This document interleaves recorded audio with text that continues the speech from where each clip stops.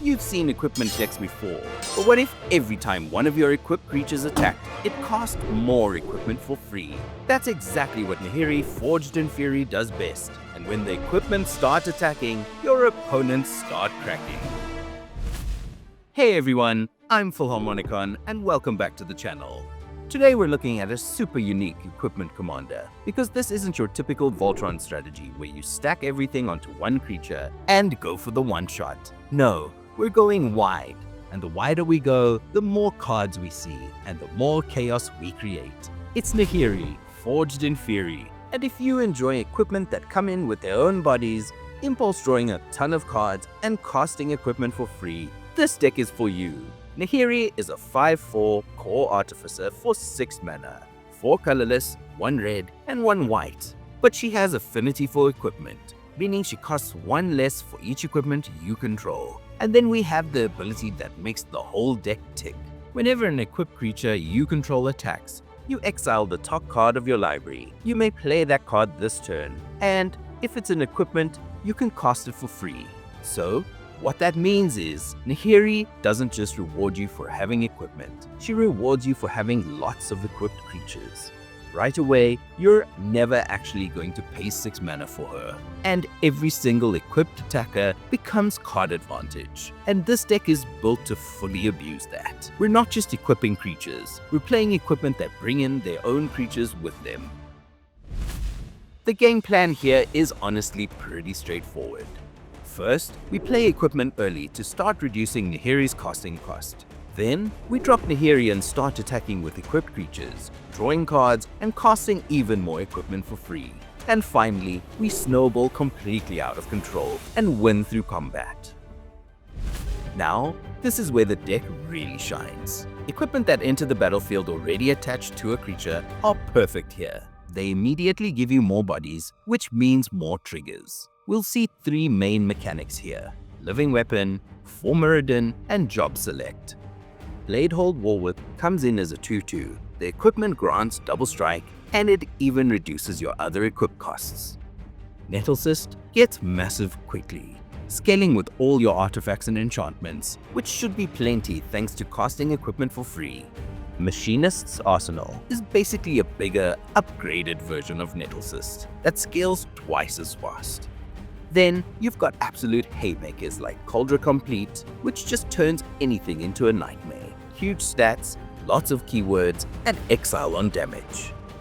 Hexblade Wallbreaker gives you extra combat steps, which means even more Nahiri triggers. Yes, please. Cards like Kemba's Banner and Batterskull love being cast for free, and they hit hard. And then we have a few that grant flying: Mandibular Kite, Dragoon's Lance, Dragon Wing Glider, and Hexgold Hoverwings help you actually connect. Early on, cards like Batterbone, Hexgold Halberd, and Red Mage's Rapier help you get on the board quickly and start discounting Nahiri.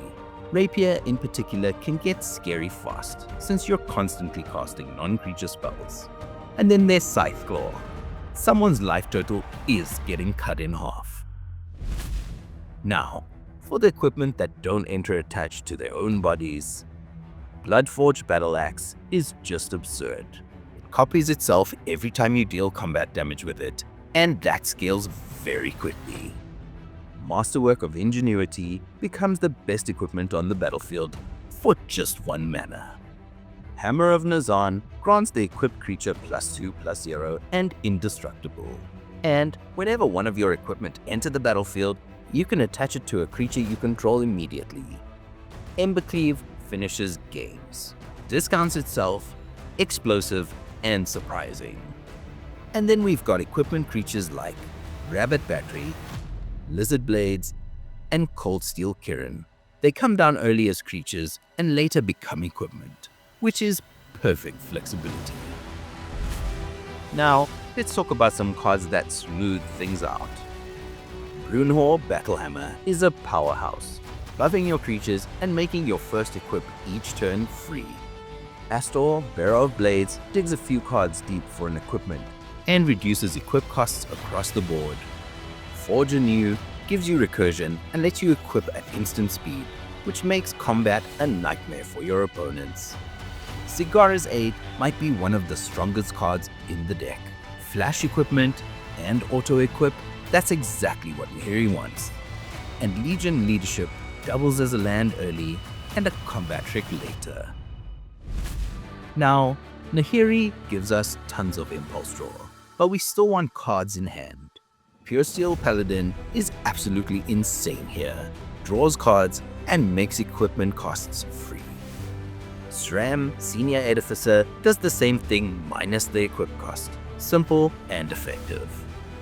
Akiri, Fearless Voyager, can draw up to 3 cards per turn cycle and can protect something in a pinch.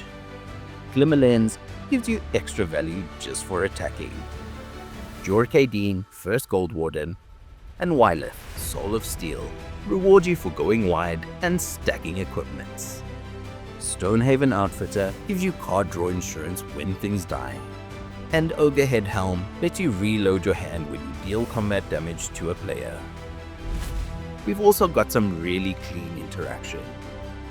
Kamenu Battle Armor adds menace and goes your opponent's board, forcing chaos. Lion Sash doubles as graveyard hate and a scaling threat. Citizen's Crowbar is removal on an equipment that comes in with its own body. And then Dispatch is basically Swords to Plowshare without any downsides in this deck. Rebel Salvo removes Indestructible and deals 5 damage to any creature or planeswalker. And of course, your staple removal package backs it all up. Ramp in Boros can be tricky, but equipment actually help a lot here. Sword of the Animist and Bitterthorn, Nissa's Animus, ramp you a land from your deck straight onto the battlefield just by attacking. Diamond Pickaxe and Beamtown Beatstick generate treasures early. Paradise Mantle turns any creature into a mana dork. Codsworth, Handy Helper, protects Nahiri and helps with mana. And the Iron Crag is a mana rock early and an equipment later on. Now, a few utility lands that help round things out. Buried Rune gets back a destroyed equipment. Axguard Armory tutors exactly what you need. Slayer's Stronghold and Sunhome, Fortress of the Legion, turn creatures into real threats. And then the Mycosynth Gardens can copy your best equipment. Nahiri is such a unique and explosive commander. Instead of building one massive threat, you're building an entire army of equipped creatures, and every single one of them turns into card advantage. Once this deck gets going, it doesn't just keep up, it snowballs hard. And the best part, Nahiri doesn't really care about command attacks, so she just keeps coming back, and the engine keeps running. Thanks so much for watching. If you enjoyed this breakdown, leave a like, drop a comment, and subscribe for more synergy-focused commander content. If you'd like to support the channel further and help decide on future videos, memberships are available. And hey, if you're picking up any of these cards, consider using my TCG Player affiliate link down below. And until next time, may all your equipment enter the battlefield attached.